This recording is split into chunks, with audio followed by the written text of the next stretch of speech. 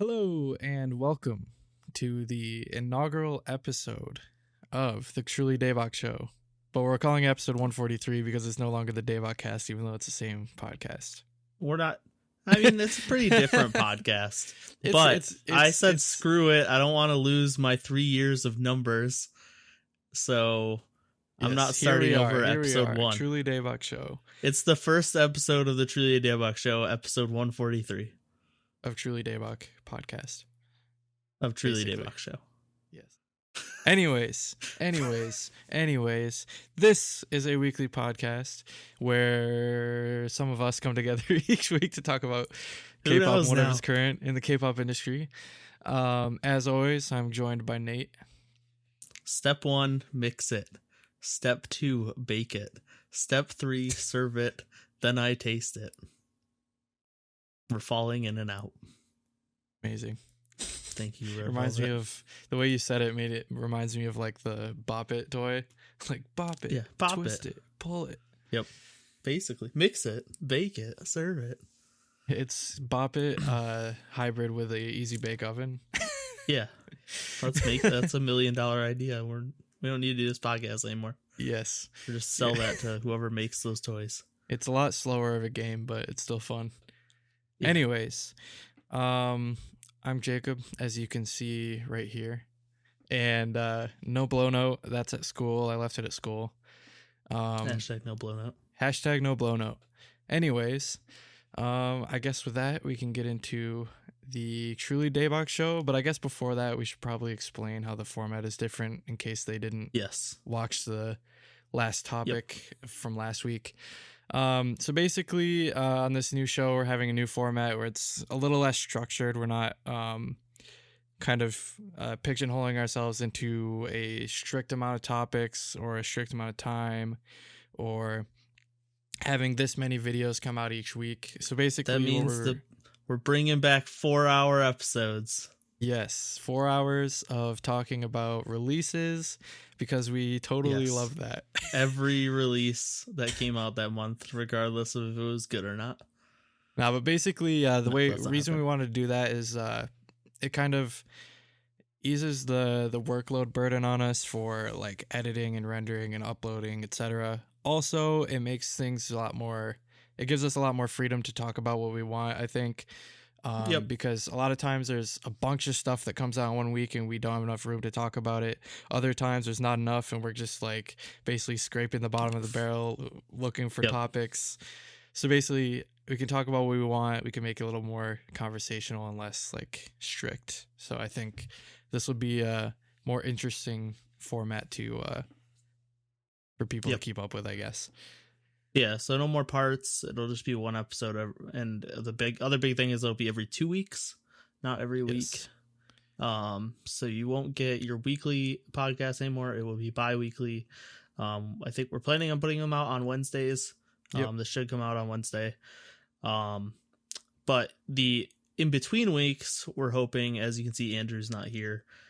He is going to kind of like back off and be more of just a guest on the show, like a regular guest, kind of like Sam and Baron were. But he is going to focus on making more scripted and edited content, which I'm personally really excited for, actually. Yep.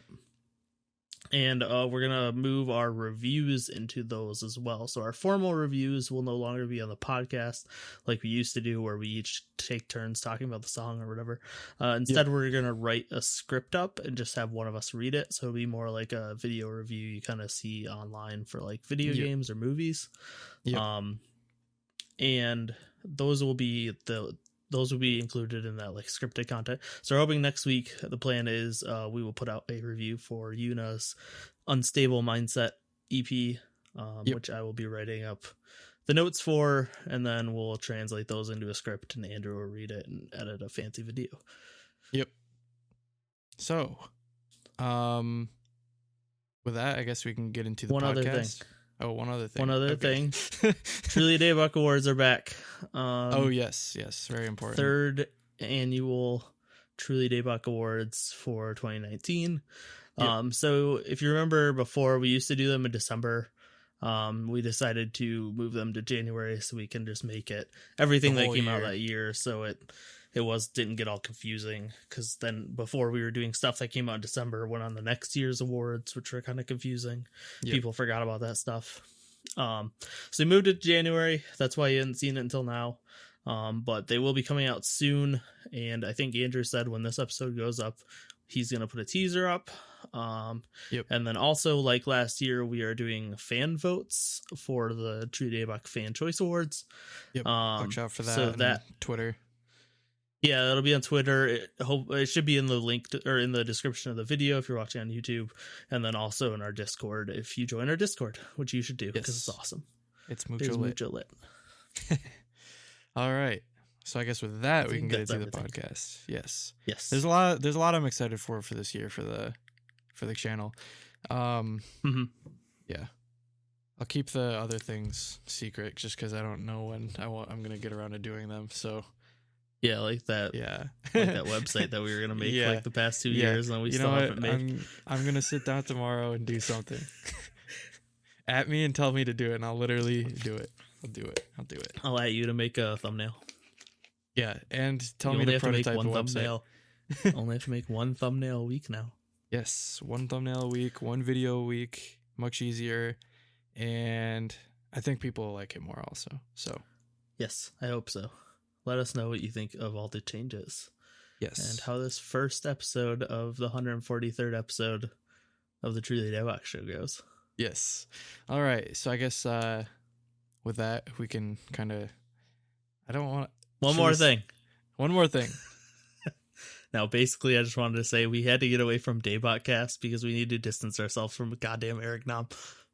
Oh, he's ruining all of our podcast traffic by having his K-pop Daebak podcast. Yeah. And he took Daebak podcast on Twitter or something. I don't know.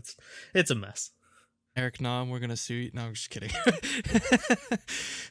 I mean, if anything happens, I mean, we predate him like easily. So it's okay. Exactly. We can sue him. We have the rights to this name, right? Baron, let me know. You're a lawyer. Yeah. All right, Eric. How about this? We'll do nothing if you guest on our show. Sure. Even though we're probably not going to do anything anyways. Yes. Truly Daebak show now. Let's get into it. Let's get into the thick of it. Yep. Yes. Not topic one. Well, what do I say? What do I call it? Nothing. We're going into it. Just start talking. All right. What are we doing? So I guess I'll call it the first thing on the list. Topic one. No. Yes. So I guess the first thing on the list of things to talk about is basically Red Velvet came out with their last EP and their kind of like trilogy of latest trilogy. Package. Yes. I actually didn't realize that because when they put it up on iTunes, it was just the new songs as an EP. Yeah. But yeah, it was like a tiny EP. Yes. They basically, Red Velvet had their trilogy, ReVe Festival or Red Velvet Festival. And this is the last one with 4 new songs. And yes, I'm sure you know about it considering Psycho is amazing. Yes, we're going to talk. And so this is kind of, even though we're not doing formal reviews where we give a score and we each talk about every song, we still want to talk about stuff that we like. I think the first thing we do in each episode from now on, we'll just be talking about what we're listening to that week or the past couple weeks. Ooh, we should do that. We should do that. What stuff we've been enjoying. Okay. Are we doing that now, or are we doing that next week? Well, yeah, we could do that now if you want before Psycho. All right, screw it, guys. Psycho. Bear with us. This is the first time. This is gonna be this will be a little bit messy, but bear with us. All right, so I guess I'll go first. This week the past few days or so, I've been going and kind of looking more into Korean R&B and indie stuff. So I've been trying to grasp for that stuff as I was discovering it while doing nominations for Truly Daebak Awards, because I wanted to make sure to give them their due diligence. I guess that's the right term. That is. Yes. So basically, I've been listening to Se Sonyeon. It's a Korean rock band. Although I think I don't know if they're still together or not, because I read something about the like two guys in the group. They're going into the military soon, so that's why Okay. Hwang Soyoon, she's the singer in that group. She released a solo album this year as well, which is fantastic, by the way. Definitely check that out, Soyoon. I've been listening to the new Yuna album today, which again we should have a review out soon of. Sumin, I've been listening to her like entire discography. Like she has like this really awesome like electronic R&B sort of vibe that's really really cool. I recommend her songs like Your Home, Mirror Ball. She did a cover called Love Is Strange for the Digging Club Soul thing. Like a bunch of artists did a Digging Club Soul version of a bunch of covers of stuff. It was really cool. Baron turned me on to Uza. She's really really good. I really like her stuff. Found her through Baron's recommendation on the TDA nominations, Guilty Pleasure. That song's really awesome too. Yeah, I think that's most of what I've been listening to. Oh yeah, also for non-K-pop stuff, Baron got me listening to Mumford & Sons again, which is pretty good. Also nice. Neil Young, I've been liking that as well. So yeah, really good. Classics. Yes. I have been well, obviously today I literally just spammed the Yuna mini album all day. Yes. Spoilers, I like it, but that'll be in a formal review in this future. But in my car rides, most of my music gets done most of my listening gets done while I'm driving to or from work. And since I have been off of work the past 2 weeks, I haven't been listening to a ton of music. But what I have been listening to is second-ish gen, since the gens are all made up, girl groups. Mostly because our last rating we did was so we do song ratings in our Discord. You should check them out. They're awesome. Definitely check them out. We're currently rating the top 100 K-pop songs of the last decade that we all voted on. Yeah, as determined by the Discord. It's going to be a great rating because I'm going to give everything a 10 out of 10 because it's all 10 out of 10. So it'll take me 5 minutes. But no. So we do awesome ratings. The last one we did was the first one we did ever, which was like the beginning of last year. We did second gen girl groups. So we did like the biggest second gen girl groups like Wonder Girls, SNSD, 2NE1, Sistar. Was that 2019? Yeah, I think so. 2018. I feel so long ago. Did we? It feels maybe really we started them in 2018. I don't remember when we started. Well, we didn't start the Discord till like not 15, that long into, or until not that long June. Before 2019 though. No, it was June, but it didn't like we didn't have very many people. Yeah, you're right. A few months. Yeah, it was just our Facebook chat basically, just talking on Discord now for a while, and then a couple random people that joined. Yeah. Yeah, it started getting bigger near the end of 2018. So yeah, we did that, but then we decided to do like the next group of second gen girl groups. So I've been listening to like Nine Muses and Dalshabet, and recently today Rainbow, and Rainbow Syndrome is so good. Both Love parts. Rainbow. Everyone go listen to it.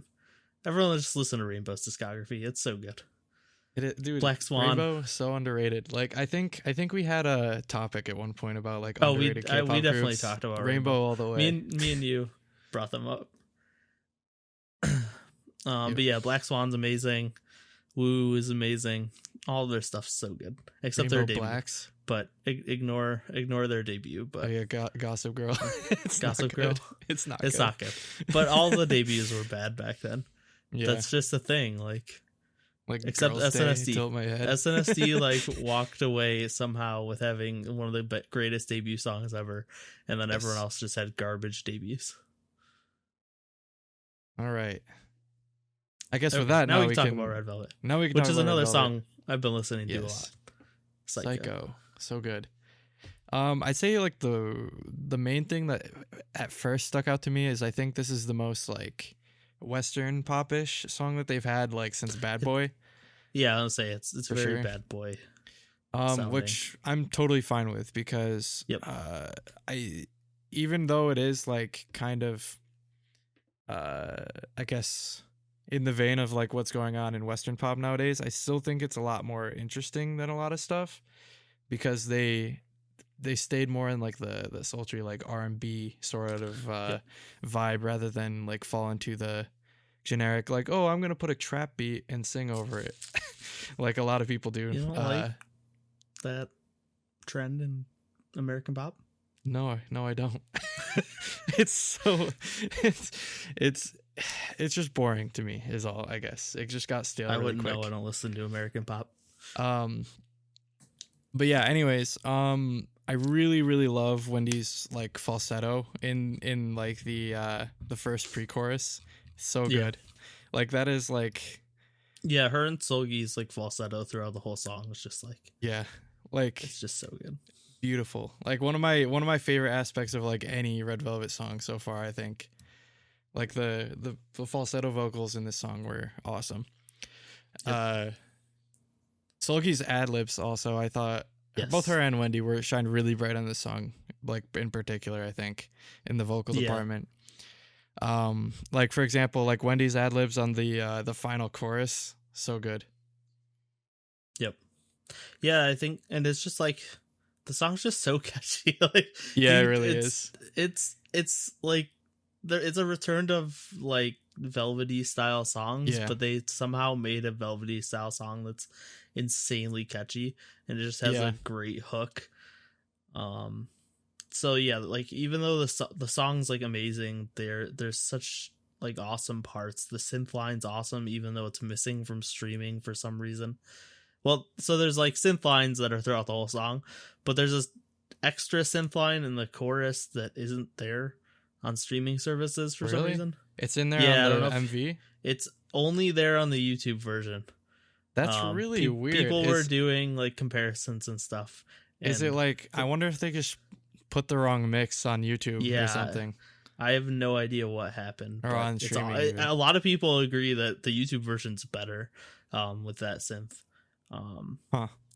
But yeah, even the synths that are there in the streaming version are fantastic. It's just like everything about it is it really surprised me. Like it's Red Velvet, so I have high expectations, but I wasn't. I think part of it was I was like checked out for the holidays and like not really paying attention to anything, and like kind of almost forgot it even was coming out, and then it came out and I was like, holy crap, this is so good. Yeah, I think it's the same for me. It's like I forgot this was happening, and then I was like, oh my god, new Red Velvet. Yes. Yep. I wouldn't be surprised if we got a English version of this song as well, actually. Oh yeah. Like this was obviously like the demo was obviously in English. So I think definitely. I think the English lyrics already exist, and if we get like a KCON moment again, I think this is definitely come to KCON again. Yeah, yes, come to KCON again, perform this in English, surprise us again, and then release it officially after we beg on our knees for it. Yep. Because that's what happened with Bad Boy. I actually honestly thought that was kind of funny, like back in 2017 when the or 2018, I mean, with the Bad Boy English performance, and then as soon as that happened, we were all like, please release it on streaming. Put this on the internet. And then yeah, it was to the point where I was literally listening to like my like live bootleg version. Yep. Oh, I ripped the audio off of a YouTube video to listen to. Yeah, me too. But then also, not only is the song amazing, but the music video is also amazing. Yeah, music is really good. This might be like their best styling ever. I think Solgi's for sure. Hair down with the black suit, like that might be her best look ever. The black like sequin suit. Yeah, like the one piece suit or whatever those are called. Yeah, I said in my note here, I was like, the girls' outfits in this music video are like super on point. Like, and I said I'd like to specifically shout out Solgi's look where she's got the sequin outfit with the shoulder length hair. So good. Her hair is down. She's got the hoop earrings. Everything about it. It's her best look ever. Yes, easily. I think Joy looked really good in that shot as well. Yeah, I mean they all look amazing. It's definitely one of I think we were talking about it in Discord, but like if we did styling of the year at the for Truly Daebak Awards, because honestly I don't know if I would like the. I was saying the tiny spoilers for our nominees. Maybe I don't even remember if it's on there. But I don't think the music video is like top 6 of the year, like Truly Daebak Award worthy. But the styling is. If we just had an award for styling, I think it might win. I really like this music video, actually. Yeah. Like, I thought the sets, the camera angles, the lighting, the color corrections, like, everything turned out really, really nicely in this. The outfits, as we already said. Yep. Like, there's also some really cool, like, subtle shots that you wouldn't notice if you weren't paying attention. Like, for example, like, there's one part that literally shows up for, like, 2 seconds where, like, Seulgi's, like, standing in front of a mirror, and then her reflection behind her turns around and looks at her. Oh, yeah. Yeah, and, like, or another part right after that where, like, Wendy's, like, sitting inside of a painting, or there's, like, the part towards the end where, like, I think Irene, like, drops, like, a butterfly, and then when the butterfly hits the ground, it, like, multiplies into, like, hundreds of them. I thought that was really awesome, too. Yeah, I don't know. There's a lot of, like, subtleties in this music video that I really liked, I guess. Yeah, so. I do agree. There's a lot of, like, cool moments and, like well thought out and well shot things. So yeah, I would say the music video, it has a lot of cool moments like that, but it's not really like a super memorable music video where like I'm gonna remember all those little moments. Yeah. It didn't, but I'm gonna remember the styling and I'm gonna remember the choreography because the choreography is also awesome. Yeah. It fits the song so well. It's also kind of catchy. Like the hook moves are like so good. I don't know. Everything about this comeback just blew me away because really like good. I said, I feel like my expectations weren't there just because I was ready for Vivid Holiday and forgot it was coming out. Yeah, I think this is probably my favorite single to come out of the ReVe festival, to be honest. Oh, it's definitely mine. Yeah, because I think I really, really liked Oompa Oompa, but I think this yep. beats it out. I think this beats it out. I think this is better than Oompa Oompa, and then everything. Both of those are miles better than Zimzalabim. Zimzalabim's really fun. Like, I don't know. I still like it. I agree, but I just don't like the chorus. I can't get over that. I think it is a fun song, and I think if the chorus wasn't as egregious, I would like the song a lot more because I like all the other parts of the song, but I can't get over it. Red Velvet does not need to be Blackpink. Yeah, and that is what they were trying to be with that chorus. Yeah, probably. So any other thoughts on Psycho or? On Psycho, no, I think I've pretty much made my piece there. Yep. It's fantastic. Listen to it if you haven't. If you're a crazy person that somehow likes K-pop and podcasts but hasn't listened to Red Velvet's newest song. Yeah. I don't know who those people are, but so yeah, what did you think of the other album tracks? I really liked all 3 of the B-sides, so I have some stuff to say about all of them, but In and Out, it's a cover of the fast food restaurant. Yep. Yeah, I'm really digging like the crazy like distorted bass synths that they're using on In and Out. I think it's really cool. Also, like the bass like really intensifies and like fills up the mix quite a lot during the chorus and the post-chorus, which I thought was really cool. Joy's vocal solo in the bridge was really nice, I thought as well.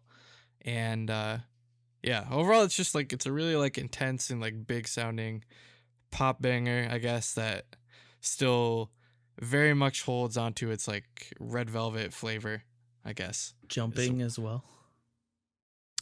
Jumping. Popping. Jumping and popping. Jumping and popping. We're dropping. Chopping. Okay. I was like, come on. I was like, you're like, what the hell is he talking about? No, yeah, I thought it was awesome. I like the glitchiness and the like just all over the place electronicness of it.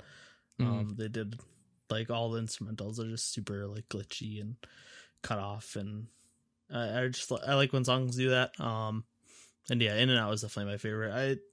The other two, like, I liked. I think Remember Forever is the one I least remember, which is ironic. Really? Because of that name. Yeah. But yeah, In and Out was definitely a standout for me. Remember Forever was really good. Like, it had a really nice piano intro, which like lead it into some really nice, like unexpectedly nice vocals from Irene, like right in the beginning, Irene and Yeri. Oh, shots fired. No, like, Cooper's well, they're not come for you. The only reason unexpected. The only reason it's unexpected is because they're not vocal lines, so they don't usually get like vocal parts and stuff. They usually get like rapping or like not super complex vocal parts. So I love that. Like the non-vocal line members like actually did a really good job on this song.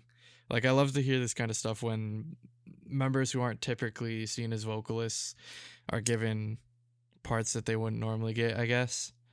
Yeah. So yeah, this was really, really good. Also, the vocal layering they put on their voices for the chorus I thought worked out really, really nicely. This is an awesome song. Yep. Yeah, I mean it's a Velvet track. It's a ballad.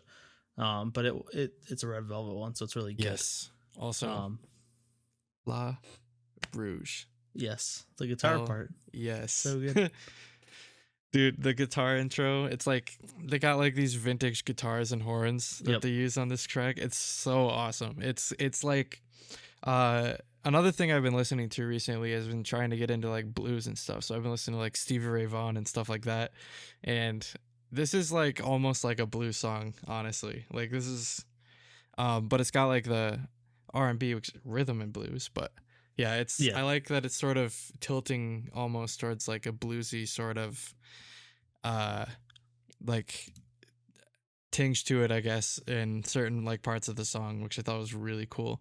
Cause it is like a straight up R&B song, like kind of standard, but like adding those like bluesy elements was really, really cool. Yeah, I thought it was awesome. I don't even know. I don't know. You basically covered it for me. Yeah. Yeah. The guitar part just stood out easily for that. It wasn't really something I expected to hear. And I think they did this song for the concert tour stuff. Yeah. So you could see videos of it online, but I never actually watched any of those. So I didn't really know what I was getting into. Yeah, I didn't either. Like the first time I listened to it was when this came out, so I was like, Jesus Christ. Yeah, the guitar part is really like, it's really, really good. I love hearing that on K-pop because it's not super common in the like pop side of like K-pop, so it's always interesting to hear, I guess. Whereas again, like in the indie section, like we have like Baekhyun and stuff like that using guitar like all the time.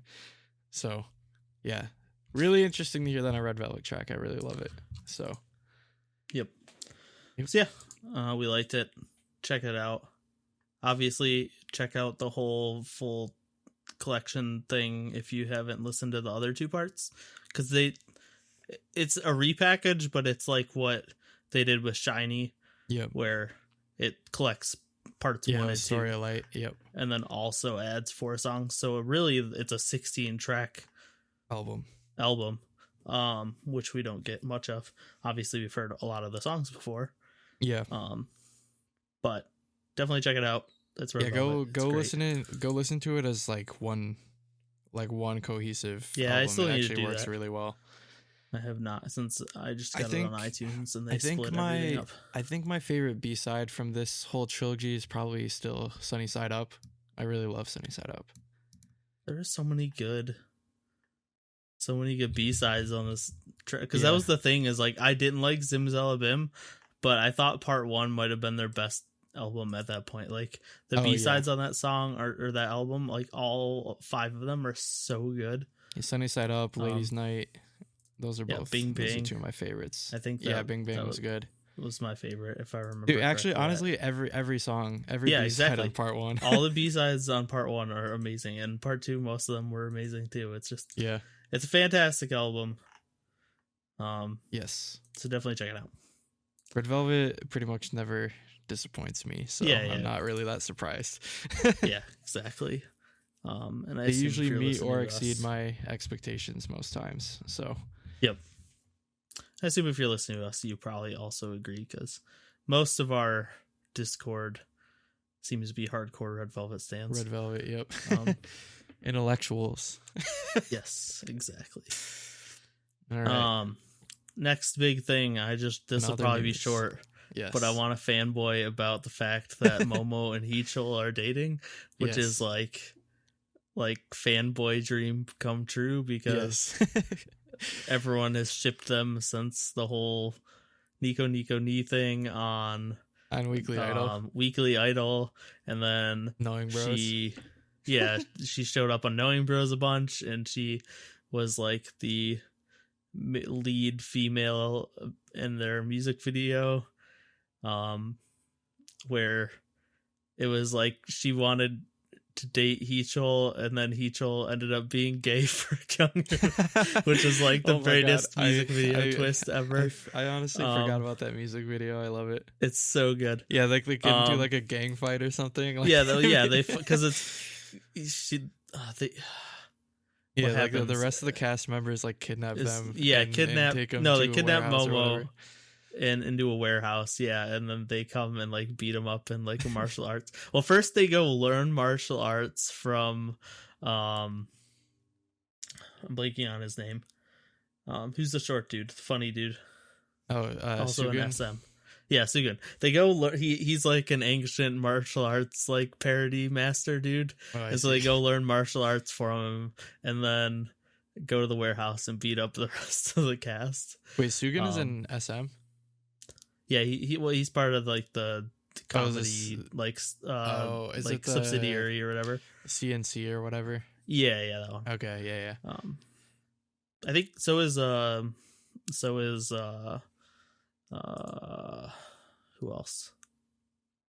Hodong is also. Hodong is too. Oh, interesting. Yeah, okay. Both of them are part of SM, whatever. CNC or like you said, whatever it's called. Yeah. But yeah, so it came out like a week ago that Momo and Heechul are in fact dating. They confirmed it with SM, and JYP confirmed it with them. Which is really funny, because didn't they have this like 6 months ago or something like that? Yeah, so it happened 6 months ago where they're dating, and then they confirmed it wasn't true. And I'm thinking it was true, and they were just got caught again. And then they got caught again, and they're like, we can't keep this up. We're just gonna tell them at this point. Yeah. I wonder for how long they've been dating. Like, it'd be funny if it's been like this entire time, like for a long time. Yeah. Yeah. But yeah, I don't know. It's just funny because it's like this like crazy idol fanboy. Well, that, and it's just like for both of them, like they got like their fantasies. Because Momo was a Super Junior fan before she became an idol, and then Heechul is just like a weeaboo. So he got an anime girlfriend basically. Yeah, like he loves like. Yeah, dude, Heechul like loves like anime, games, like every girl group ever. Yeah, exactly. He's a fan of girl groups. He's a fan of anime. He's a fan of video games. He's like, it's so ridiculous. It's like, what a guy. The fact that it's real is the most ridiculous thing I've ever seen. Yeah, and it's amazing. And I hope, like, if we get an idol wedding one day, where, like, that would be the most crazy news day ever. Yes, very good. Well, I guess that's... So I wanted to fanboy about that. Yes. Basically. If you have any other comments. I'm happy for them. Yeah, usually I don't really like... funny and unexpected, but also kind of expected. Like, I remember, I think we were... Oh, yeah. I think it was at KCON or something, we were talking about this. We're like, maybe last year, or 2018, I think, after Super Junior was there. Yeah. I think I remember talking about this. We were like, it's like Heechul and Momo for some reason. I don't remember, but yeah. I mean, it's super obvious if you think about it. Yeah. And like, people are like, oh, it's been real this whole time, and like we're showing like video clips from like Weekly Idol, Knowing Bros and stuff. And I'm like, yeah, everyone has known this for years. Like, people are acting like it was a hidden thing that people didn't know about before, and it's like, if you thought they were acting for all of that, like, they have to be the best actors on the planet. It was clear they were into each other. If you watched like all of their content, like I watched all of Knowing Bros basically. For a couple of years. Yep.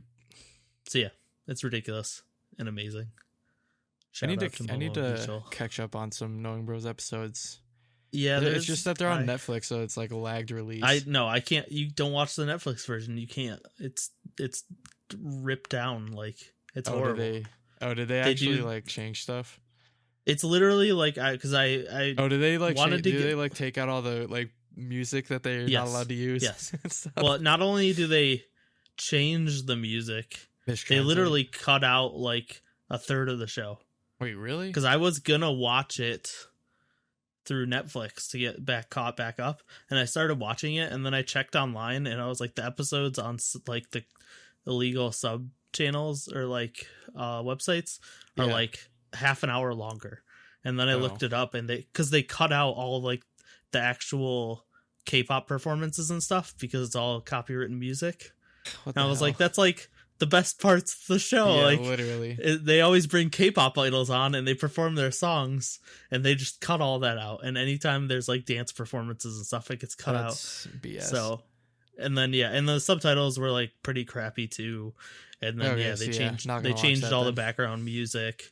It's not worth it. Just watch it on whatever, like K-Show 123 or whatever. Gotcha. But yeah, I do want to catch up because they actually. No, Rainbow was on. I need to watch there was a Rainbow was on Weekly Idol, I think. So I need to watch that. But there was also a big Knowing Bros episode that I'm trying to remember recently came out. Let me look that up really quick. Yes. See, we can do this now. We don't have to worry about topics or going off topic. Yes. We can just talk about whatever and go on tangents. It's great.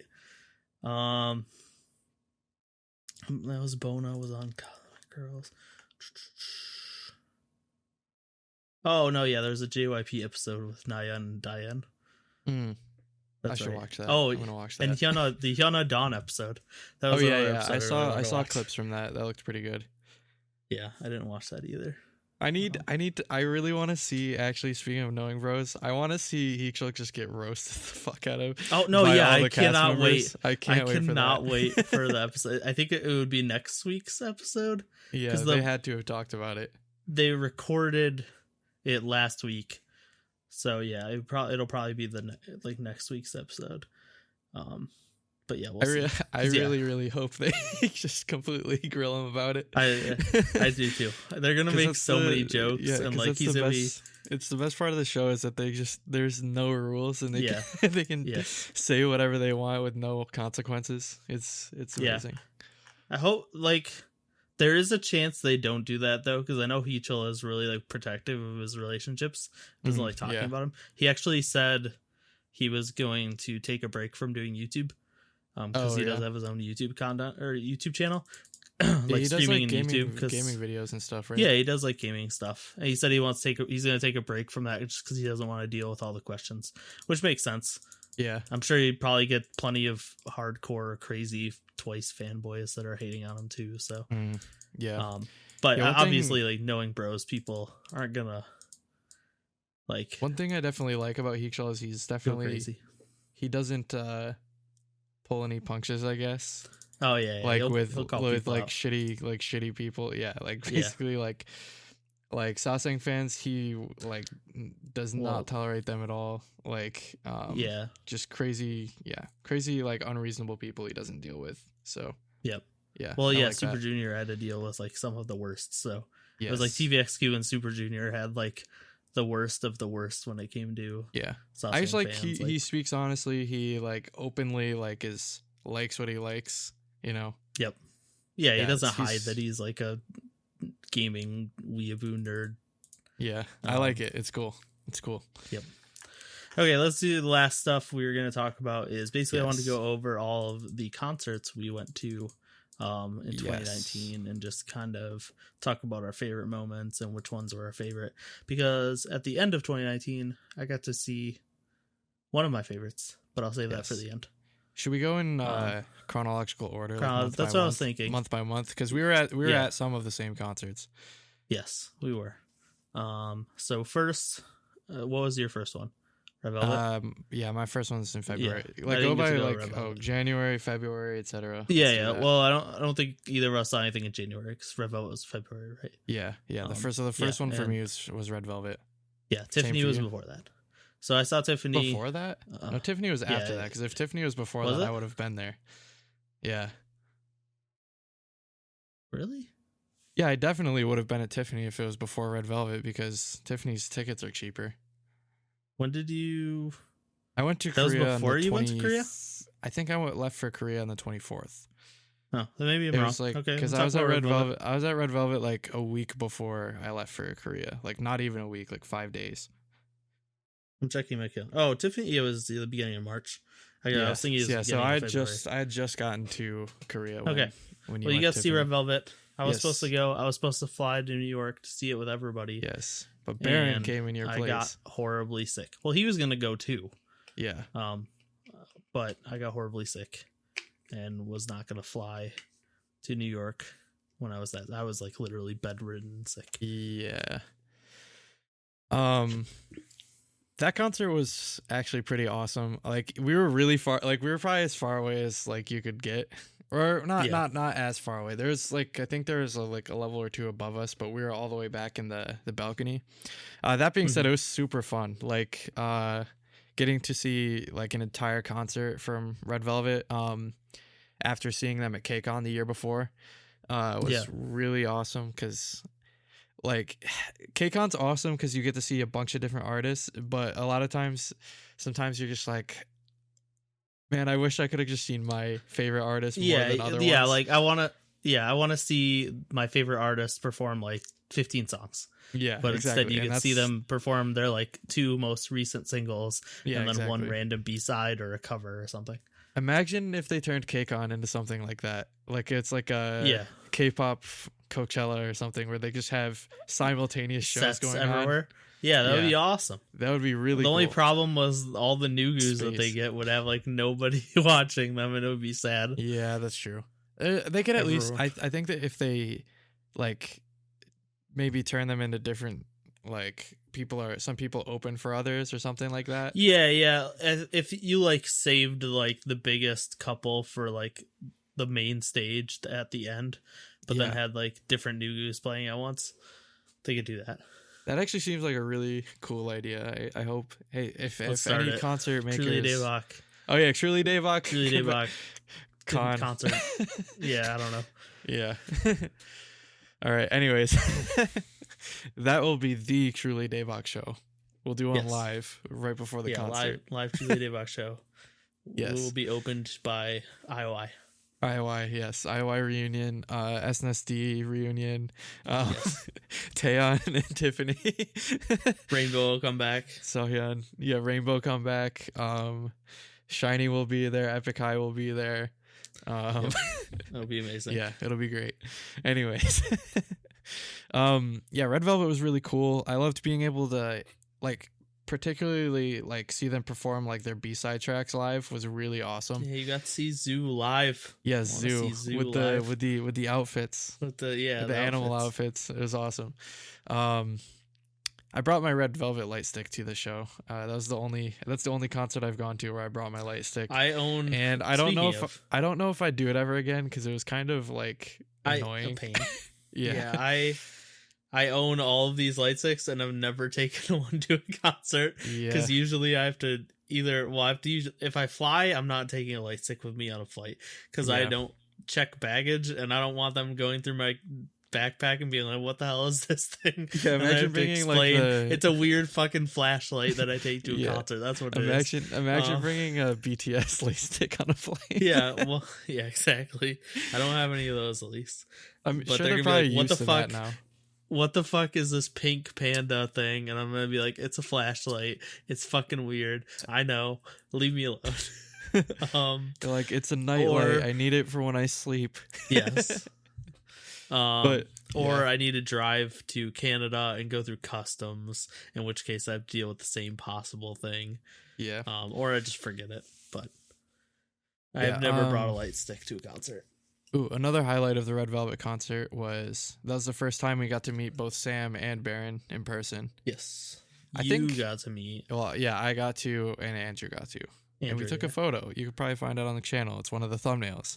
Anyways, yeah, your first time was at KCON, right, this year? KCON, yes. Yeah. Where I slept on Baron's couch. It's the first time I met him. Yes. That's just how it goes with internet friendships, I think. Yeah. Like, for example, like the first time we ever met, we were all staying together in the same house in Toronto, a completely other country. So yeah, that was interesting. Yeah, I think that was before we made Baron a mod / like cast member. It was. I think only Sam was a mod at the time. Yeah. So it was around the same time. But yeah, he came up like not long after. So yeah, really really fun. That was in Newark. It was in the NJPAC, New Jersey Performing Arts Center. It was like an opera house. Yeah. Like, honestly, I kind of like that venue. Like, even being so far away is like the verticality of the thing with different tiers. I think that was awesome. Yeah, opera houses are pretty good actually, because it's vertical. You're not actually that far away. You're just above them pretty far. Yeah. Like, you're not really far back. But also the music just sounds better because they're made for projecting music and stuff. Yeah. So you have like better sound quality than a stadium. I like concert halls. Crank everything up. And honestly, I like concert halls way better than stadiums. Oh yeah, stadiums suck because they just have to crank everything up to maximum volume, and then it just KCON, blasts everything. Like KCON's probably the most like epic, I guess, of all the concerts we did in the pit and everything. But it's like, and also like the special performances and all that. But it's like,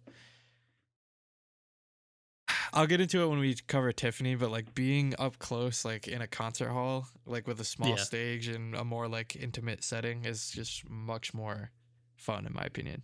So yeah, and opera hall, I guess the opera house is kind of like a in between sort of thing because it still fits a ton of people. But yeah, I actually really enjoyed seeing concert there. So yes, that it for Red Velvet. Yep. So for me, I went to Toronto to see Tiffany alone because Jacob decided to go to the other side of the planet. Yes. So she decided to go on tour right before I left, or right after I left. Come on. A couple weeks after Jacob left. I literally, like, on Discord, I was like, Tiffany, why are you eluding me for so much?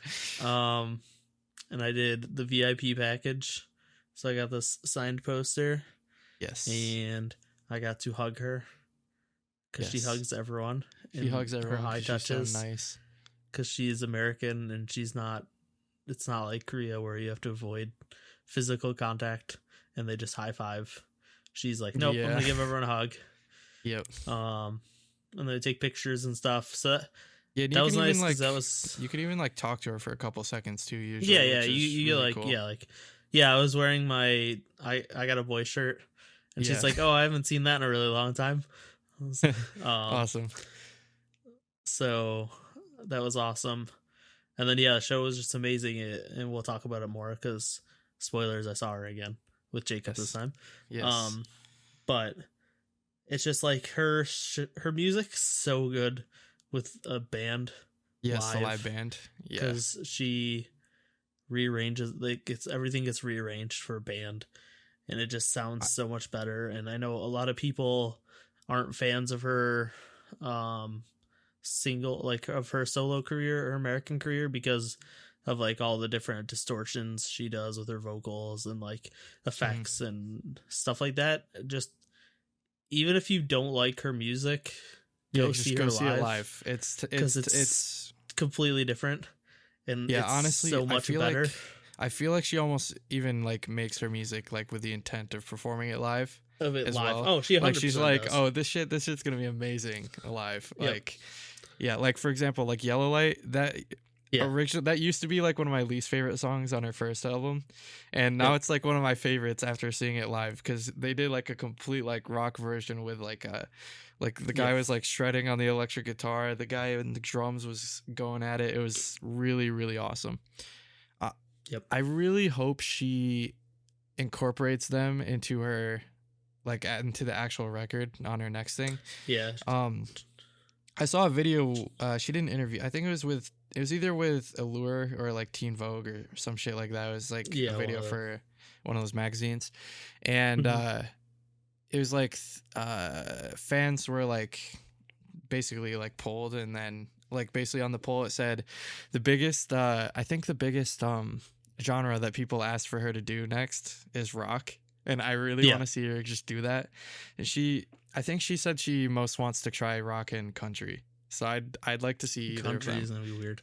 Yeah, it really would be weird. But she's been mentioning country a lot, so I'm kind of bracing myself for that. The next one. Yeah, I don't think it'll be like full on country, but I think it would be it'll like folk. It'll be like Taylor Swift. Yeah, Taylor Swift like or something country, like probably. that. Yeah, yeah. I've been getting into kind of like folk music. Lately. It could be like folk based. That's true. Yeah, because like I mentioned earlier, like Mumford and Sons, Neil Young. I've been listening to a ton of John Mayer, and his Born and Raised album is a lot like that as well. So if she takes a page out of any of those books, I'm sold. But I think she can do rock. I really think so, and I think she's definitely. You can see it like even in like Run for Your Life. Like that guitar solo like at the end that takes you out of the song. Yeah, I really hope she does it. I really, really do. Yeah, she needs to put out a live album also of all those versions. Hell yes, because that was like seeing her the first time. Like I had zero expectations that she would do any of her Korean music. It's like when she did, like I Just Want to Dance, it like blew my mind. Yeah. And then the one thing I did that we didn't get in the second concert that was really cool too in the first one was she did a Q&A at the end. Yeah, I guess that's probably because she has more music now. Yeah. Because that was after her first album, so she only had like because Lips on Lips couple singles wasn't before. out yet, right? No, she did all the songs from it though. Oh no, it was out. It just came out. Came out. Yeah, people were asking where the physical copies were. And she said if people buy it digitally and request a physical copy, maybe they'll work on it. Or she said and just they buy did, it in and Korea. We bought it in Korea. Well, no, it was out in Korea then. Oh, people like wanted an American. Oh, okay. Yeah, people wanted an American physical release. Wait, did you end up getting a copy in Korea? Yeah, I have one. Okay, cool. Yeah, because I remember when we got to the store, there was only one. There was copy only two. And I bought it. Or there was one. Yeah, and we found another one later. Or no, or maybe Andrew bought them online or something. I don't know. Yeah, something like that. Somehow we all got copies. Yeah, because I know Andrew has one too. But it was cool because they did a Q&A or she did a Q&A, and I know for other places, like I know for the New York show, Jeff Benjamin like did the Q&A. That's cool. And he had like pre-prepared questions. But for us, she literally just was talking to the crowd and having people raise their hands and pointing to them and having them ask questions. Is so like random off the cuff. Like the fact that she just let us do that and just was interacting with us. And then we all sang Into the New World together, and it was amazing. I wish I could have had that. I definitely would have. That was the best. The fact that like someone asked her if she could sing the parts of Into the New World, and then she did, and then we all sang it together. It was amazing. So good. So next, honestly, the next one for me is KCON. But you got next for me. You got school. Okay, so I got school. So now we're into when I was in Korea. I actually didn't go to any concerts like specifically in Korea. It was you went to festivals. I went to the school festivals, which had a ton of stuff. The main ones that I remember that I went to see because I didn't go to what before that. I went to see the show with Andrew when we visited Jacob in Korea. Oh yeah. So we saw the show live. That was in April. that was like we saw Daya and Super Junior D&E and a bunch of Nugus. So that was the best concert it. ever, It was right? a pretty we were like on the cusp of Eyes One coming back, but it was like 2 weeks or too early or something. Damn. So yeah, we got a pretty weak show. But Daya was great. And honestly, there were some really awesome Nugus there because Favorite was there doing Loka. Wait, that was Woo Wah, right? Yeah, that was Woo Wah, Okay. which is great. Well, Loka's really good too. And then Loka was awesome. And then hashtag second song was there too, which I can't remember the name of. But that song is really good too. So there were honestly some pretty good Nugus there, but it was just like the most Nugu of Nugus that people probably don't know who I'm talking about. I mean, I guess it is the show also. Yeah, and it's the show. We expected it.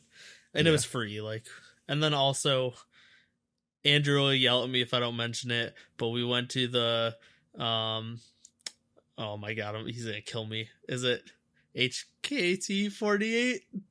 Oh, one of the 48 groups. We went to the concert of Sashi's graduation concert. So Sashi was like super big member. It was whoever. Where was I when you guys went to that? Did I just leave? That was Airbnb? No, that was. Oh no, it's before I got there. Yeah, but we couldn't get you a ticket. Or it doesn't matter. I'm pretty sure it's before I even got there. It's either before I got there or I left and you guys went to that. You couldn't come till Friday or whatever, right? Yeah, because I had class. Yeah. Yeah. So I think it was the day you were before you were there, or it was the day after you. I don't remember. It was something like that. Whatever. It was my last day. It says, but yeah, HKT48. Sashi's your last day in Japan? Concert. Yeah, according to my Instagram. Oh, then that means I must have gone to my other. That was when you went to the tower, I think. Because we just couldn't get you a ticket. Andrew could only get 2 tickets. You guys left, and then I was like, okay, I'm gonna go and do the Sky Tree, and then it was you just explored. Yeah, and then I couldn't we go. Left on the same day. I couldn't go up for some reason. I think it was closed or something. Yep. No. I looked inside. Here's what happened. I looked inside and I was like, oh my god, there's way too many people in there. Screw that. I'm not gonna get up in time. And so I went around and I think I went to Akihabara or something like that and looked at some game shops. For those concerts, for 48 group concerts, they're so big that you have to win a raffle to be able to buy tickets. That's so you can only buy 2 tickets. So Andrew was able to get tickets, but we can only get 2 tickets. But yeah, it was HKT48. Like Sashi's graduation concert was like a really big deal, because she was like their leader basically. It was her like last concert before she retired or whatever. Yeah. So yeah, Andrew would yell at me if I didn't mention that. Yeah. back to your festival. Okay. concerts. So anyways, yeah, for those who don't know, I studied abroad at Sungkyunkwan University in Korea. And because I was a student at both campuses, I got to go to both campuses' concerts, which was kind of cool. I only went to one night at Suwon because I was burnt out from concerts in Seoul. But in Seoul, that was May 15th through 17th. I saw the main ones that I watched and enjoyed the most were i-dle. They were really awesome. I was like literally right up on the barricade no, actually I was like maybe 2 rows behind, but I was like towards the middle. So I don't know. I was towards the side. I was like middle side, like pretty close to the stage. I waited a little bit. I think I waited like 2 or 3 hours probably, just so I could have a good spot because I knew i-dle was gonna be there, and I really like pretty much everything they released. Yeah, they were really, really fun. I just realized I've seen i-dle twice. I never thought about that. Yeah, you saw him twice. I saw him at KCON. Yeah. At KCON. So yeah, they were really fun. Senorita, I think, was definitely the most hype that night. Like that was really, before really fun. was out, right? Yeah, it was before. No, okay. Came out like I think after I came back. Yeah, it was like right before KCON. Yeah, it was in June, I think. Yeah, it's funny about i-dle because my German roommate was there also, and he heard Senorita. He's like, "Oh my god, this song is amazing!" And he downloaded it, and he was like listening to it like all the time. It was really funny. Yeah, that was really good. there's a rock band there named I think they're called Daybreak. Let me look that up. I just wrote it down in my notes as if like I knew what they were called. I'm pretty sure they're called Daybreak. Like, yeah, they were called Daybreak. Whatever. Maybe they weren't, but they are now. Yes, they're called Daybreak. All right, I'm good. Yeah, they're like a rock band from Korea, and they're obviously they're from Korea, but yeah, they're like a rock band, and they're like the closest thing I can compare them to is like Queen, or like any like Okay. like they're like very arena rock, like they're Operatic, super operatic and grandiose, and yeah, like the guy from that he was like climbing up on top of the like the thing going like singing like he was trying while hanging off of it. Yeah, like he was really good showman. And yeah, like Daybreak was super cool. I could have seen them again in Suwon, but I was like I already saw them once, and I'm tired of concerts at the moment because the two concerts were like a week apart, I think. Or the two like festivals, I mean. So yeah, i-dle Daybreak was the first day, I think, and then I think second day was another band. I don't think I watched them though. I think I got there after, and then just in time for Benzino, who is really hype. I think that's actually the only hip hop concert I've ever been to. Because he only did like 5 songs. Really? But yeah, I think that's the only hip hop concert I've ever been to. But yeah, that was really fun. My roommates were all there with me at that point as well. So and most of them were hip hop fans, so they actually really liked Benzino.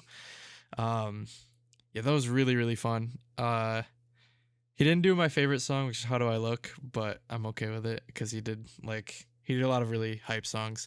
And most importantly, Dolly Van Picasso is probably his most like iconic song. Really good.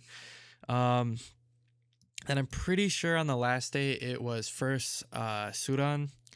She was really fun. I think I can't remember what song she did, but she did most of the ones that I knew. So that was a really fun concert as well with her. And then finally, the one for this day, I literally waited for like 6 hours because I wanted to be like literally right in front when they came out. Finally, Red Velvet again. Yep, we saw i-dle and Red Velvet twice this year. Yeah. I've seen Red Velvet 3 times in concert. I realized. I was talking to my friend and I was like, yeah, I've seen Red Velvet 3 times. Yeah, so they were really fun. They did pretty sure they did Peekaboo. No, maybe they didn't do Peekaboo.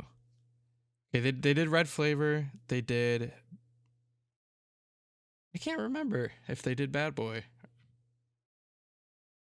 Hold on. I have a video on YouTube. I'm just gonna watch it. Yeah, I can't remember if they did Bad Boy. I know they did. I know for a fact they did Red Flavor because it was just like almost summer.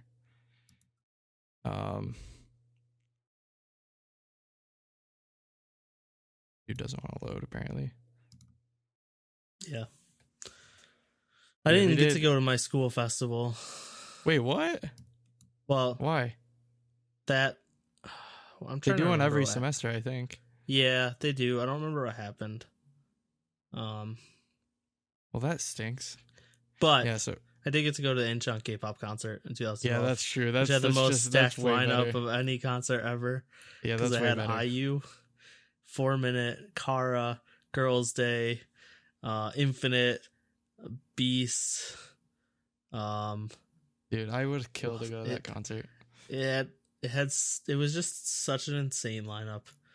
I'm blanking. I think it had Del Shabbat.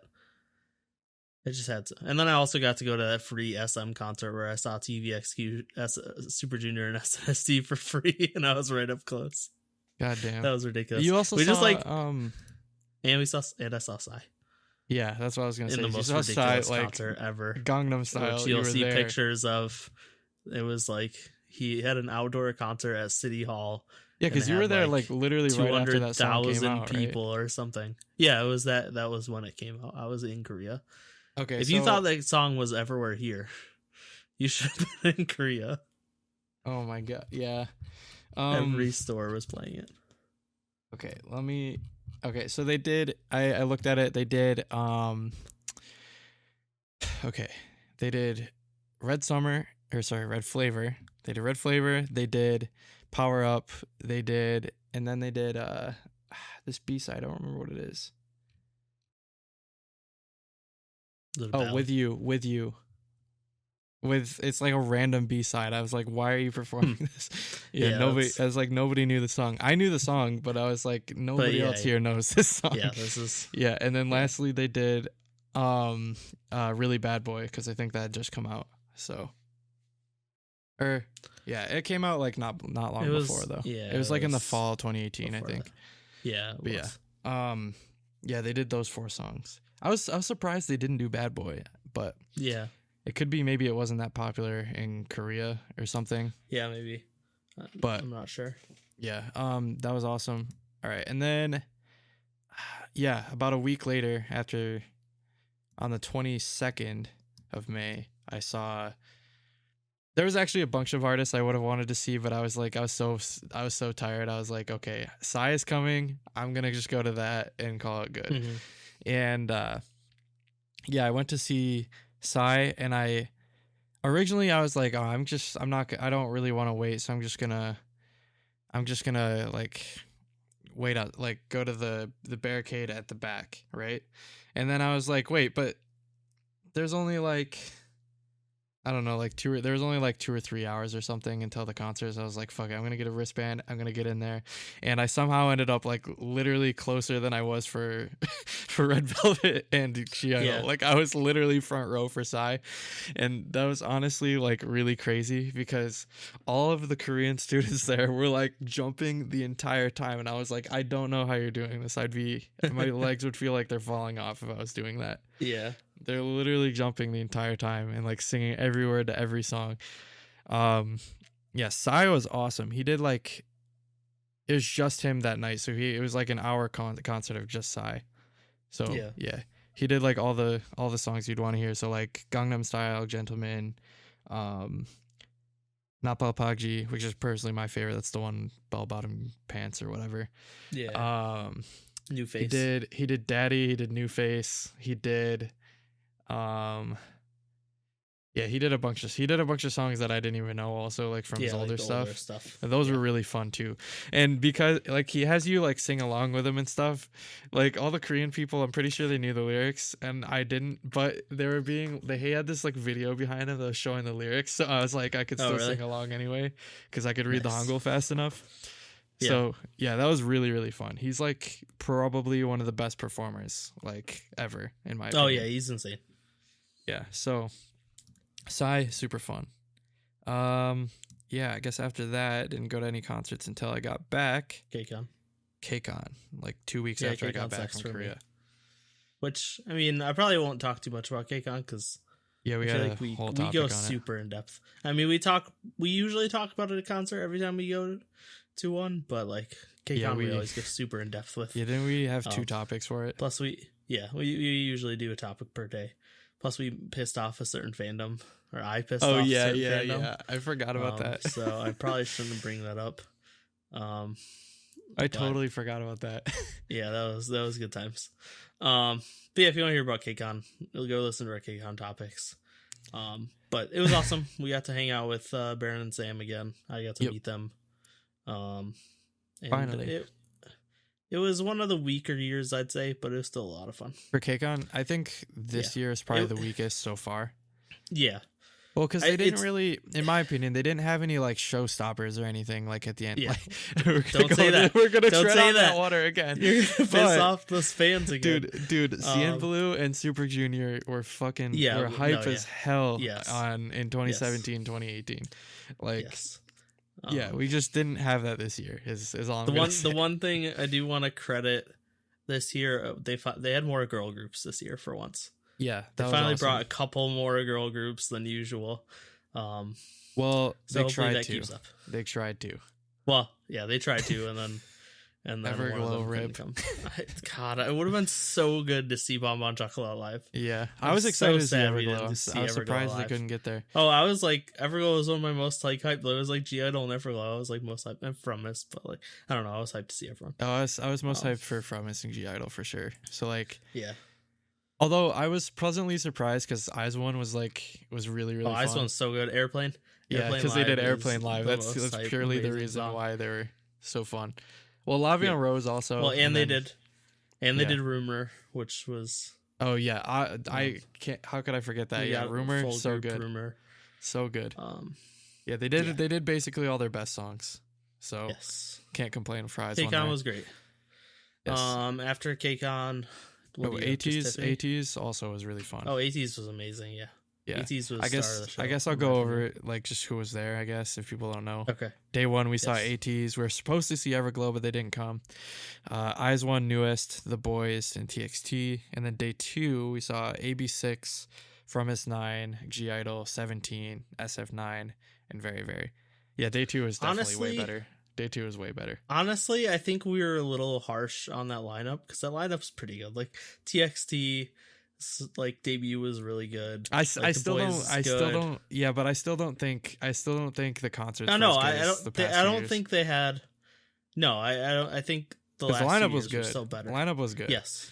Like From S9 again. I was actually really happy about. Oh, From S we're gonna see every year. That's just a given. Please, just bring From S9 every year. They're so fun. Assuming they don't get murdered by the voting scandal. Was i-dle School part of that? Yeah, it's still being investigated, but yeah, 100%. You don't think i-dle School was rigged when Produce 101 was? Of course it was. But yeah, I think it'll leave them alone. So next for me was Twice. Do you have anything till Tiffany? Nope, I don't think so. Okay. So I saw Twice after that, after KCON. It actually wasn't even that long. It was like 3 weeks after KCON. I went to Chicago. I met up with Evie from our Discord. Oh yeah, I forgot. Cool. I forgot you guys both went. Meet another Discord fan. So we hung out, and it was awesome. She did not. This was pre-cats. I don't think she even had. She didn't even. I don't even think she had opinion yet. Oh. I don't know. Shout out to Evie's cats. They're cute and very photogenic. She posts them in Discord. Sorry, photogenic. I accidentally said phonogenic. That means they sound good. They sound good. But no, Twice was amazing. Because we went to Chicago. No, it wasn't. Was it Chicago? I'm pretty sure you guys did go to Chicago. Unless there's. It was like she lives in Ohio, right? She lives in Ohio, so it was around there. Yeah, I think it was Chicago. It had to be in Chicago. Let me double check my calendar, but how was that's it? when I bought tickets. Fancy wasn't. Wait, Fancy was out, right? Yeah, it was because it came. Fancy came out when we were it came out right when you guys were visiting me in Korea. Yeah, it was Chicago. Yeah, Fancy was fairly new. This was unfortunately when Mina took a break, so we didn't get to see full Group 9. At least we got to see them in 2017, though. Yeah. Oh, yeah. And this show was amazing. The covers they did were amazing. Like it was just hype the entire time. Yeah, I need to go to Twice some really cool like mixes of songs. The covers they did, like they did the Taemin cover, they did like Born This Way cover. Like awesome. They did the Rihanna cover. Wait, which Rihanna cover? They just they went I don't remember the song. Umbrella. I don't Tiffany I don't Umbrella. know the name. No, I would have known Classic. if it was Umbrella. It was the song I didn't really know the name of. I think it was Rihanna. I don't know. It was some sexy R&B artist. Because they went full sexy for this concert. They did Tiffany, so much sexy stuff. Speaking of Tiffany, she should do Umbrella again at the next. She should do Umbrella. I have that on DVD. But yeah, Twice was utterly amazing. The level of hype was so good. I teared up when they did the slow songs and everyone switched their candy bongs to Mina's color.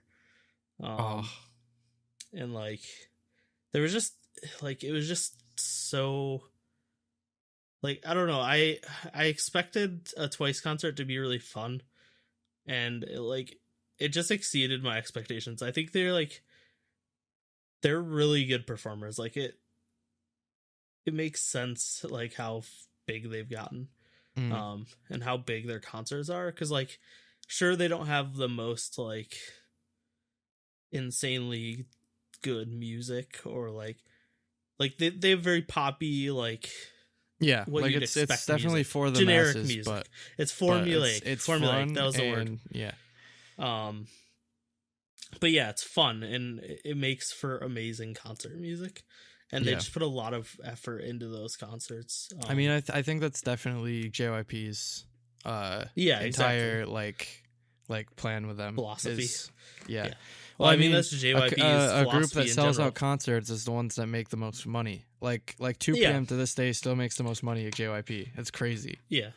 And I mean, that's just JYP's philosophy in general, because he's always focused on the performance. Like, that's why people complain that JYP artists can't sing the best, because he looks for people who have stage presence and can dance more than they can sing. Like, yeah, it's I really find that interesting, because like 2PM, like they don't even, like when they put out music, like it gets way less views. But when they go on a concert, they still have the same fans from before, and they're still gonna go to all the concerts. So it's all like, those older boy groups, they just like they kept their fandom somehow. Like Super Junior. I'm pretty sure it's the same in SM. I'm pretty sure TVXQ still makes the most money for SM. It's ridiculous. Ridiculous. Well, that's because all their fans are like 40 years old and have tons of money. And they can afford it. Yeah. So yeah, they just go to all the concerts. But yeah, Twice was amazing. Definitely go see them live if you can. I'm sure they'll be back. Yep. Hopefully not this year, because I think they need a break. Like, they're nonstop. For sure. They put out releases every like 3 months for the past like 3 years, and they need a break. I could see it maybe happening towards the end of the year. Yeah. So after that was Tiffany for both of us. Yeah, I didn't have anything after KCON before Tiffany. Yep, I also had nothing till Tiffany. Dude, and Tiffany was amazing. I can't. And Jacob got to do VIP. I can't understate, or I cannot overstate how like awesome the Tiffany concert was. Like, I think it was. Yeah, she's my ultimate for a reason, I guess is what I'll say. Like, her concert is just awesome. Like, even if you don't like her music, like, she performs everything live. She interacts with the crowd like so much. You can tell like she puts so much thought into like the set, the way the stage looks, the way everything's positioned, the way the lights go, her outfits for every night, the set list. Like we were talking about earlier, like she rearranged like every single song so that it like fit the live performance, I guess. Like, everything was played with a live band. Everything was, it was so awesome. Like for real, like if you're looking for a really fun concert with someone who has really, really amazing stage presence and fan interaction, and in a crowd full of people who like are definitely like really big fans also, because she's like kind of a just go, basically just go. It's like $40 or something. Like, just buy the ticket and go, like, for real. Which, by the way, like, is way cheaper than every other K-pop concert. She sells them at American normal people prices. Yeah, exactly. Yeah, it's awesome. Yeah, by the way, like, the crowd was really, really awesome. Like, everybody was like, yeah, just like people like us, like old like SNSD fans from like way back when, and tons of people had SNSD. I've never I've been to a bunch of K-pop concerts, but I've never been to one with an older crowd like that, and it just felt really good. They're like people that are still part of Socified and stuff. Like, yeah, exactly. Like, I think one of the girls I took the what do you call it? Like the photo with her. Yeah, like I'm pretty, like, I happened to glance at her phone. She definitely had like a Stan Twitter account for Tiffany. So I was like, yes. She also, that same person also noticed my jacket with SKKU. Yeah. She said she had a friend who went there as well, which is kind of cool. But yeah, like the concert was really cool. It was, basically, was talking to somebody who went to a different location. They said they didn't like that she was like like she might sing off key at like random parts or something. I was like, I don't care about that. This is completely live, unlike other K-pop concerts. You know what I mean? Yeah. Also, like, I don't know. When you're there, it's like, I don't know. I just get sucked into the performance of everything. So it's I don't know. it's raw. It's more raw and authentic to me, honestly. Yeah, I never understood like if you're seeing it live, like I was like, why do you want it to sound like the CD? Yeah, exactly. You know what I mean? Like it's no different. How are like you? That's why at most K-pop focused? concerts, I'm willing to wait so long in line so I can be really close, because for like most idol groups, they don't always sing everything 100% live, so it's more about the performance. So you want to be up there close to see it, the choreography and everything, right? So, you know. Yeah, and like, how are you like? You so bored at a concert that you're noticing a tiny off key? Like, obviously, if it's egregious, like everyone's gonna notice, but like it wasn't. I doubt she went like horribly off key. Yeah, I mean, I can see some people might be hyper aware of that, but I mean, I don't know.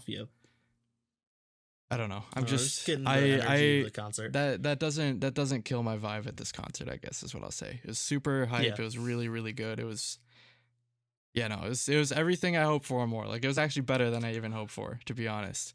And I knew it was going to be good because I was watching fan cams of it, of the other locations. Yeah. Like before going, and I was like, oh my God, she's going to do Run Devil Run. Yep, she did Run Devil Run. And I saw the fan cam of Yellow Light and was freaking out because I was like, this is completely like a rock version. Yeah. Oh my God. I can't wait for what she does in 2020. Like, yeah, I'm such a big fan of her solo work. So, yeah. Yep. I also went to that concert, so I saw her twice this year. It was awesome. And we met up with Stu. Oh, yeah. We met up with Stu for the first time, which was really cool. No, he saw Blackpink, so it wasn't his first K-pop concert. But yeah, I just realized three of the 5 concerts I went to, I met up with like people from Discord. I mean, I think that's really an awesome thing about, again, the community is meeting all different people. Yeah, we just get to meet cool meeting people. up and everything. Like, really you don't have to go to a concert alone. Yep. There's probably someone you can meet up with. Yeah, there's people like all around, from all around the country, or I guess in this case, the continent. And the world. Yeah.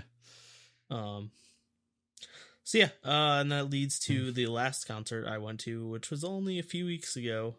And that is my current alt group, Dreamcatcher. I finally got to see them live. And before I go into that, I want to complain about the people who ran the concert, because they like totally screwed people over, and it's really annoying. So there were 4 tiers. There was a VVIP, VIP, P3, and P4. Okay. And the only difference between VVIP and VIP, I think, was a signed poster. Wait, so maybe they didn't. Why didn't they just call it P1 and P2? I don't know. I have no idea why they didn't call it P1, P2, P3, P4. Wait, they want to make you sound important. I never thought about this until now. What does P stand for? I have no idea, to be honest. Because they use it at like every K-pop concert. Yeah, they use it all at concerts. Do they use it I have no idea. American concerts too? I've never heard of it. I don't think they had that they definitely didn't at Tiffany, because there's just GA and VIP. Yeah. I have no idea. Yeah, I don't know. That's weird. So yeah, I'm trying to remember the differences between VIP and VVIP, but I decided to get VVIP because it's Dreamcatcher. I'm gonna spend as much as possible and get like the highest tier. One, and I will get to the good parts of how they ran this once I get to the concert, but before this, so then first of all, we were supposed to get a signed poster. Then they changed it to signed photo cards, but it's just BS printed signatures. Wow, it's not like actually that is BS signed. So they probably couldn't get them to schedule to sit down and sign them all. Happened. That's probably what it was. I don't know, but that was another thing. That kind of sucked. That was another thing at the Tiffany concert. The signed poster. Yeah, it's my God. Signed. Yeah, it is, and you can tell it's signed. Yeah. You can see the marker, and I've also seen like I think I've seen a few videos of her like literally sitting down before the concert signing the shit out of concerts. In her behind the scenes videos, posters, she's signing some of them. I mean the photo cards are awesome. They're unique photo cards, so it's like not you can't really get them anywhere else. But it does kind of suck that they're just like printed signatures. Yeah, that sucks. That's so we were supposed to get the poster, and then we didn't get that. Then they're like, okay, today's the last day for refunds or whatever. I don't know. They had a deadline for refunds, which makes sense. Then like 2 days after the refund deadline, they announce a special thing that is better than VVIP, but it's an extra $200 and you don't get into the concert. It's like a bonus thing. Wait, what? Before the concert. It costed more than the actual concert. And you don't actually get to go to the concert. It costs as much as the VVIP. Dude. But it's not a ticket to concert. It was called the Over the Sky event, which was one of their singles. And basically, you got to see 3 songs during sound check. Wait, Over the Sky? Then, I thought Fly High is a single. No, Fly High is a single. Over the Sky is one of their later singles. It was one of the like singles. It wasn't on an album. And it wasn't promoted. I know what you're saying. It was like a promotional single. So it was, you got to see 3 songs in sound check, and you got to be there during a Q&A.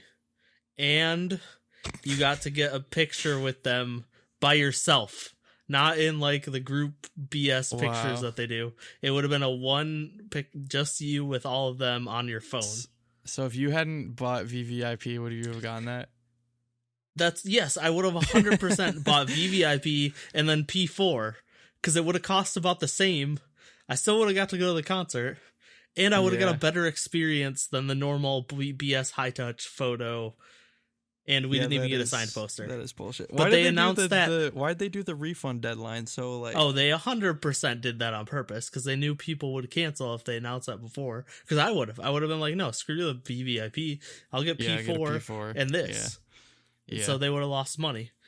Because now they do it. The most crazy fans will now spend another $200 to do this, and they have VVIP. Yeah, that's ridiculous. And I know people did it. I contemplated doing it, but I couldn't justify myself. What company was it? I don't remember. It was a company I didn't really know, or I'd never heard of before this one. Okay, so maybe it could be they're just incompetent because so the thing is, one of the first things I heard. So I was reading people complain, or Pop Goes there the were World people, or anything like that. No, it was either of those. I was reading on their Facebook because they use Facebook events for all these to do all their announcements and stuff. And I was reading complaints on their Facebook, and apparently they were getting help from another company, and that company had like done things similar things in the past and was like kind of shitty. Like the actual company that was running it was like pretty good actually, and I'll get to that when I got to the show. One cool thing about VVIP was we actually got a line number, so we didn't have to get there early. That's cool. Like we could just show up and then be like, hey, I'm 234th, so you just find wherever that is in line and get in line. And all like the actual organization of the concert was done really well. It was actually one of the more organized, better concerts. Is that other company that was probably being assholes then? But yeah, it was just BS that all that stuff happened. But the concert was amazing. Dreamcatcher was amazing. They did so much music. They did a ton of covers. I got to see them do TT and Super Sexy Ariana Grande 7 Rings or whatever that song is, where it's Sua and Yuyeon and GU, and they're just like twerking on each other and and like doing the most ridiculous stuff. And then Shiyeon did Overdose, which was amazing live. And it's just like, it was just such a hype concert, and like, I mean, you expect it from Dreamcatcher because it's all like super awesome hype, like rock music. But it like they're like, it'd be awesome if they played with a live band. Yeah, oh no, that's my dream, is like if they had a live band playing and it wasn't just their normal studio versions. That would have blown my mind. And I would have paid even like even tons of money they're to see that. even if they're lip syncing the vocals, having a live band plus they're dancing and stuff, that'd be Yeah, cool. Yep. But yeah, their choreo is so good, and they're like so good at it. Like that's obviously like one thing that always stood out with Dreamcatcher was they always felt like they were on like G-Friend level of like coordination and choreography. Dark G-Friend. Yeah, they were Dark G-Friend. They kind of are. So, yeah, like even their music style is just kind of like that. Yeah, because G-Friend does use a lot of guitars and stuff, but it's more upbeat. Yeah. And less like hard rock. Yep. But no, it just like I don't know, it blew me away. It was such a great way to end like K-pop for me last year, like seeing like my number one group. Yeah. And they did so well. Unfortunately, Handong wasn't there because she's doing some random what is the like Produce 101 ripoff in China. I don't remember what it's called. It's like Idol Factory or some shit like that. Yeah, something like that. Idol something. So she's in that. So she wasn't here, but hopefully they come back because I would see them again, and I think other people need to see them because nobody else went from Discord. I think the show was pretty limited. I think it was just like Chicago, New York, LA, maybe. Yeah, and it took them long enough like to come Vancouver here or too. something. That's the thing is like they toured the entire world besides the US. Yeah. Because they had done like no other very few K-pop groups South America, do like right? Europe and South America, and they did before they went to the US, which blew my mind. Yeah, that is really weird. But no, yeah, it was amazing. Definitely go see Dreamcatcher if you can, because they put on a fantastic show. And then afterwards I had to do photo and high touch, and that was all fun.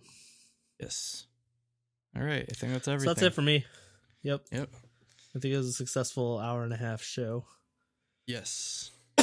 All right. You want to take us out? Yep, take us out. I guess with that, thanks for tuning in to the Truly Daebak show. Again, this is our first time doing this new format, so if you have any suggestions or whatever, leave it in the comments. We're open to suggestion. I guess like, comment, subscribe if you like our channel. Spread the word, please. Yes. Join Discord if you want to, just hang out with a bunch of cool people, talk about K-pop, even non-K-pop and, gaming, movies, etc. We have a lot of cool people on Discord, so definitely come hang out with us. Remember, Truly Daebak Awards is coming up. We're going to have fan voting opening soon. Yeah, it should be. So watch out for that. I assume it'll be in the description. If it's not in the description, it'll be up on our Twitter sometime soon. Yep. So I guess for that, thanks for listening, and come join us again in 2 weeks. Because now we're probably join us again in 2 weeks. Yes. I just sort of feel a calling to do more edited content or more, stuff where it's just me, doing a voiceover, talking about sort of K-pop topics or, just anything basically that's sort of just a short, like shorter.